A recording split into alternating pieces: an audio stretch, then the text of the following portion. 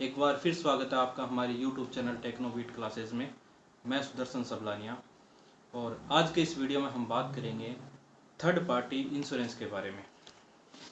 मैं इस वीडियो में पूरी कोशिश करूंगा कि थर्ड पार्टी इंश्योरेंस से संबंधित आपके जितने भी सवाल है उनके आंसर आपको इस वीडियो में मिल जाए, ताकि इसके बाद आपको कोई इंटरनेट पे कोई और वीडियो नहीं देखना पड़े। तो सबसे पहले हम बात कर लेते हैं कि अगर आपने हमारे इस चैनल को सब्सक्राइब नहीं किया है तो प्लीज़ सब्सक्राइब कर लीजिए और साथ में बेल आइकन भी दबा दीजिए, ताकि आगे आने वाली वीडियो की नोटिफिकेशन आपको मिलती रहे। तो सबसे पहले हम ये थर्ड पार्टी इंश्योरेंस होता है क्या है, इसी के बारे में बात कर लेते हैं। देखिए दोस्तों, MB एक्ट 1988 के अनुसार भारत में मोटर वाहन अधिनियम 1988 के अनुसार दो तरीके की बीमा होती है। पहला है फर्स्ट पार्टी इंश्योरेंस और दूसरा है थर्ड पार्टी इंश्योरेंस। आपने फर्स्ट पार्टी इंश्योरेंस के बारे में काफ़ी सुना है और थर्ड पार्टी इंश्योरेंस के बारे में भी काफ़ी सुन रखा होगा। क्या आपको पता है second party insurance second party इसमें कौन सी होती है?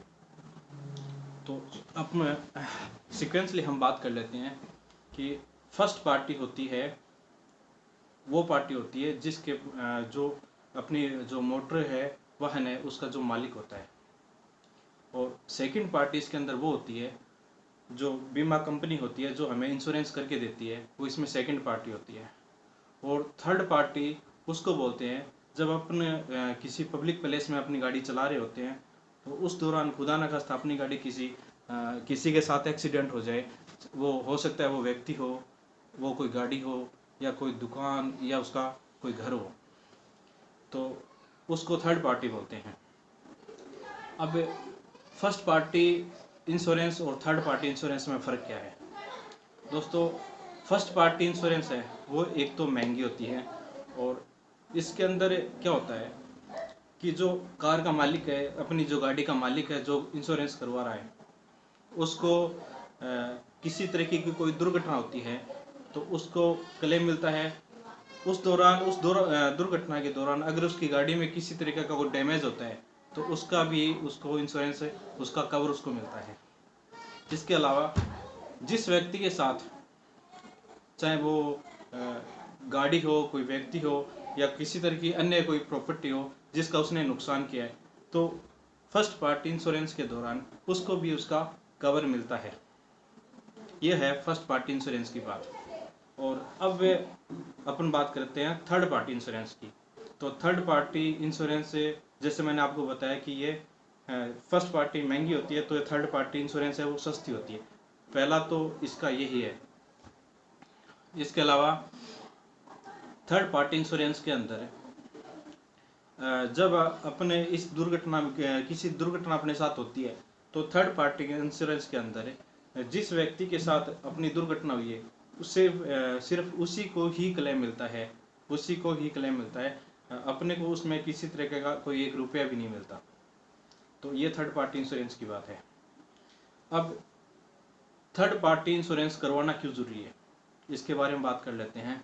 तो भारत में MV एक्ट 1988 के अनुसार जो मोटर वाहन अधिनियम है, तो 1988 के अनुसार हर व्यक्ति को, अगर वो फर्स्ट पार्टी इंश्योरेंस करवाता तो बहुत अच्छी बात है, लेकिन अगर वो फर्स्ट पार्टी इंश्योरेंस नहीं करवाता तो कम से कम उसको थर्ड पार्टी इंश्योरेंस करवाना ही पड़ेगा। अगर वो बिना करवाए, थर्ड पार्टी इंश्योरेंस बिना करवाए अगर किसी पब्लिक पैलेस में पकड़ा जाता है तो कम से कम उसको 2000 रुपये जुर्माना और 1 साल की सज़ा होती है। इसके अलावा दोनों ही सज़ाओं का प्रावधान है, मतलब उसको जुर्माना भी देना पड़ सकता है और 1 साल की सज़ा भी हो सकती है। और इसके अलावा अगर थर्ड पार्टी इंश्योरेंस अपने पास नहीं होती और उस दौरान अगर अपनी दुर्घटना किसी के साथ हो जाती है और उसमें अपने को किसी तरीके की कोई डैमेज होता है, चाहे अपने को जान मान हो या फिर कोई अपनी गाड़ी में किसी तरीके का कोई नुकसान हो, तो उसकी भरपाई बीमा कंपनी नहीं देती, स्वयं को ही उसका जो भरपाई है वो अपने को खुद को ही करनी पड़ती है। अब हम बात कर लेते हैं कि ये जो फर्स्ट पार्टी है और या जो थर्ड पार्टी इंश्योरेंस है वो अपन कैसे करवा सकते हैं। तो किसी भी इंश्योरेंस को करवाने के लिए हम उस बीमा कंपनी में जा सकते हैं, पहला तो ये तरीका है।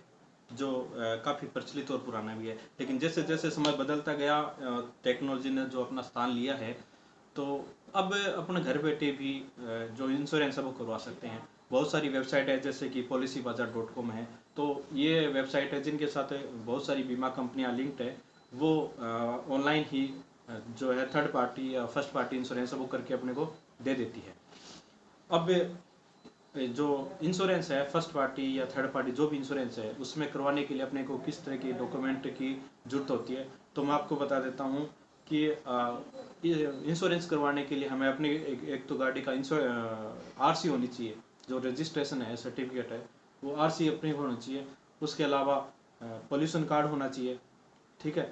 और इसके वो करके वो डॉक्यूमेंट अपने ऑनलाइन सबमिट करके और अपनी गाड़ी का अपने इंश्योरेंस करवा सकते हैं। तो ये होगी इंश्योरेंस करवाने की बात। अब अपन बात करते हैं कि अगर अपने थर्ड पार्टी इंश्योरेंस के अंदर अगर किसी तरह की कोई दुर्घटना अपने साथ हो जाती है तो उसका दावा हम कैसे कर सकते हैं। तो जिस स्थान पर अपने साथ ये दुर्घटना हुई है उसी स्थान के नज़दीकी जो ट्रिब्यूनल एक्ट है उसी के अनुसार जो अपने नज़दीकी पुलिस स्टेशन है उसमें जाकर अपने को एक एफआईआर दर्ज करवानी होगी कि मेरे साथ ये इस तरीके की कोई दुर्घटना हुई है। उसके बाद आपको एक लीगल लॉयर करना पड़ेगा और उसके बाद जो आगे की जो कार्रवाई है वो अपना लॉयर उसको अच्छी तरह संभाल लेगा। इसमें एक बड़ा क्वेश्चन ये भी आता है कि थर्ड पार्टी इंश्योरेंस के अंदर जो जिस व्यक्ति के साथ दुर्घटना हुई है, अगर उस दुर्घटना में उस व्यक्ति की डेथ हो जाती है तो फिर अपन किस तरीके से उसका दावा कर सकते हैं। तो दोस्तों इसमें किसी तरीके से घबराने की ज़रूरत नहीं है। अगर इस तरह की कोई घटना आपके साथ होती है तो और वो जो मालिक है जो व्यक्ति है वो उसमें मारा जाता है, तो उसमें उस व्यक्ति के इंश्योरेंस के घर वाले, उसके रिश्तेदार या उसका कोई लीगल प्रतिनिधि है तो वो भी उसका दावा कर सकता है। अब बहुत से लोगों के मन में एक क्वेश्चन होता है कि इस थर्ड पार्टी इंश्योरेंस के अंदर अगर अपने को क्लेम मिलता है तो वो कितना क्लेम मिलता है।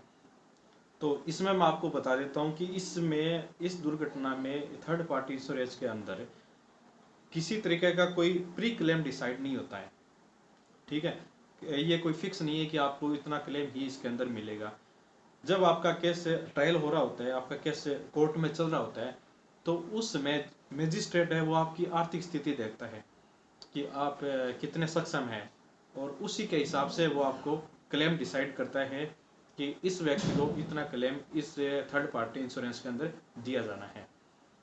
तो मैं समझता हूँ कि थर्ड पार्टी इंश्योरेंस से संबंधित जितने भी आपके क्वेश्चन हैं उसके आंसर आपको अच्छी तरह मिल गए होंगे। और अगर इसके अलावा भी आपके कोई क्वेश्चन बाकी रह गए तो आप कमेंट के जरिए मुझे बता सकते हैं, मैं उसका जवाब आपको देने की कोशिश करूँगा। और अब अगर ये आपको वीडियो अच्छा लगा है तो आप इस वीडियो को लाइक और शेयर कीजिए, साथ ही हमारे चैनल को सब्सक्राइब कर लीजिए और ये जो बेल आइकन आप देख रहे हैं इसको प्लीज़ दबा दीजिए ताकि आगे आने वाली वीडियो की जानकारी आपको मिलती रहे। तो जुड़े रहिए हमारे साथ और देखते रहिए टेक्नोबिट क्लासेस। आज के लिए बस इतना ही, अगले वीडियो में बात करेंगे किसी और मुद्दे के बारे में। तब तक के लिए नमस्कार।